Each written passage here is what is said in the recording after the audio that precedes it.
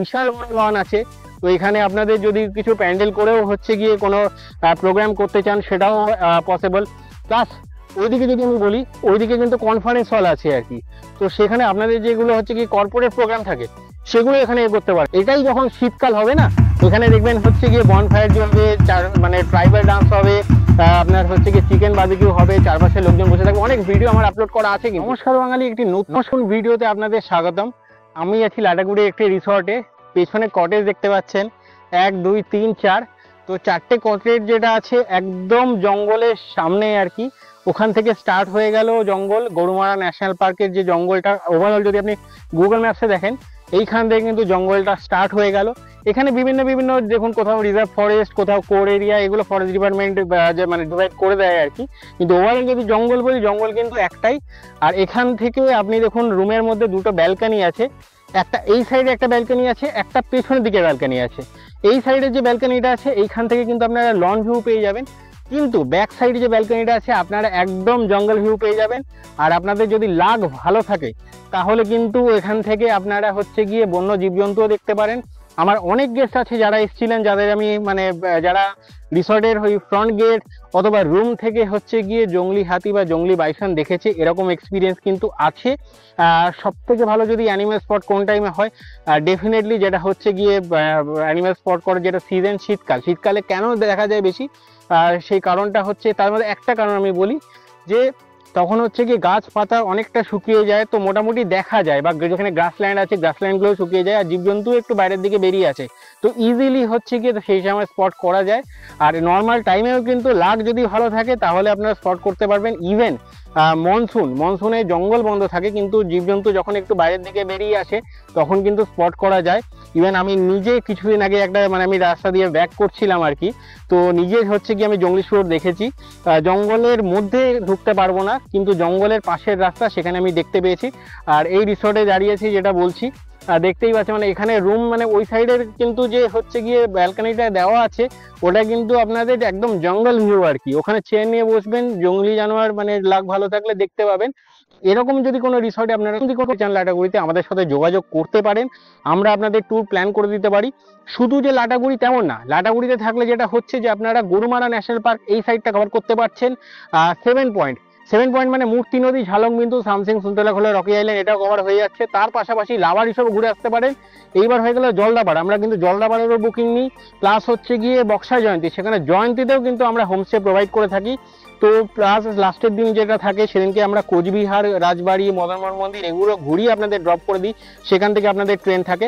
আর যদি আপনি ভুটানের ফুল সিলিংও কভার করতে চান তো জলদাপাড়া থেকে কিন্তু সেটাও পসিবল। আপনারা যদি এন্টায়ার একটা প্যাকেজ চান, মনে করুন আপনি মানে গরুমারা ঘুরলেন, তারপরে জলদাপাড়া ঘুরলেন, ভুটানের ফুল সিলিং ঘুরলেন, তারপরে বক্সা জয়ন্তী ঘুরলেন, ইভেন কোচবিহার ঘুরে লাস্টে হচ্ছে গিয়ে ট্রেনে উঠে গেলেন, 6 নাইট 7 ডেজের ফুল প্যাকেজ কিন্তু মোটামুটি ডুয়ার্সে কভার হয়ে যায়। তো আপনি চাইলে সেটা ইয়ে করতে, তাছাড়াও অনেক চিলাপাতা সমেত অনেক জায়গা আছে, পুরোটা একদম পুরো কভার করতে গেলে হয়তো পসিবল না, কিন্তু মেন যদি পয়েন্ট থাকে এটা কিন্তু সেটা হচ্ছে গিয়ে লাটাগুড়িতে থাকলে কিন্তু সাইট সিং এর অপশন অনেকগুলো। 7 পয়েন্ট মানে যেটা বললাম, মূর্তি নদী, Jhalong Bindu, Samsing, Sundargarh, Rocky Island plus লাভার হিসেবে কি ঘুরে আসতে পারেন। আপনি চাইলে কোলাখানেও থাকতে পারেন, সেখানেও কিন্তু আমরা হোমস্টে প্রোভাইড করি।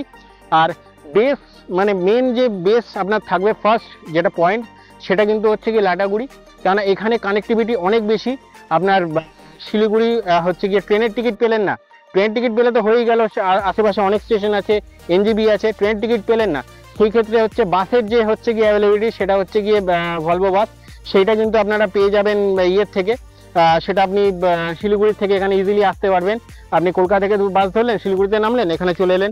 আর তারপরে হচ্ছে গিয়ে এয়ারপোর্টের কথা যদি বলি, বাগডোগরা এয়ারপোর্টও কাছে, 2 ঘন্টা টাইম লাগে। শিলিগুড়ি থেকে এখানে 1.5 ঘন্টা টাইম লাগে। এনজিপি থেকেও 1.5 ঘন্টার কম সময়ে আপনারা পৌঁছে যান। তো আর পেছনেও কিন্তু এগুলো 4 বেড কটেজ আছে, তো এখানেও আপনারা থাকতে পারেন। আপনি কিন্তু ওই সাইডে যেগুলো ডাবল সাইজের বেড আছে, মানে 2 জন থাকার মতো, একটা বাচ্চাও থাকতে পারবে। আর এইদিকে হচ্ছে 2টো ডাবল সাইজের বেড, তো ওখানে 2-4 জন থাকতে পারবে ইজিলি। আর ওইদিকেও নতুন রুম আছে, আমি কিন্তু দেখিয়েছি আপনাদের। তো আপনারা চাইলে জঙ্গলের পাশে এরকম একটা পরিবেশে থাকতে পারেন। আর এখানে খুব বড়, এখানে একটা জিনিস আমি দেখাতে চাই যে এখানে কিন্তু লন খুব বড় আছে আর কি।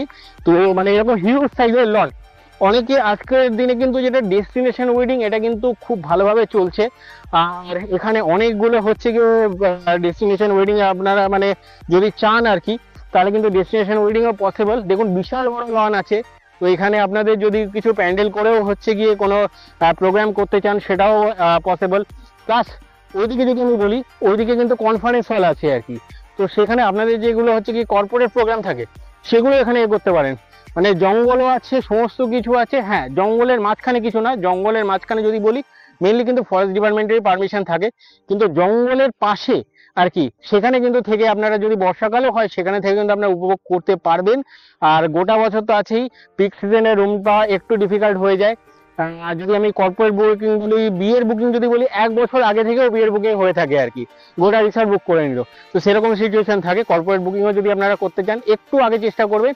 আর যেটা হচ্ছে main season October, November, December, January, February, March, এই টাইমগুলো যেগুলো আর কি, মার্চ তো যদিও একটু কমে কিছুটা, কিন্তু এই যে অক্টোবর থেকে স্টার্ট হলে একদম ফেব্রুয়ারি অবধি, এইটা কিন্তু প্রায় 4 মাস আগেও বুকিং স্টার্ট হয়ে যায়, 4 মাস 5 মাস আগেও আপনারা চাইলে বুক করে নিতে পারেন।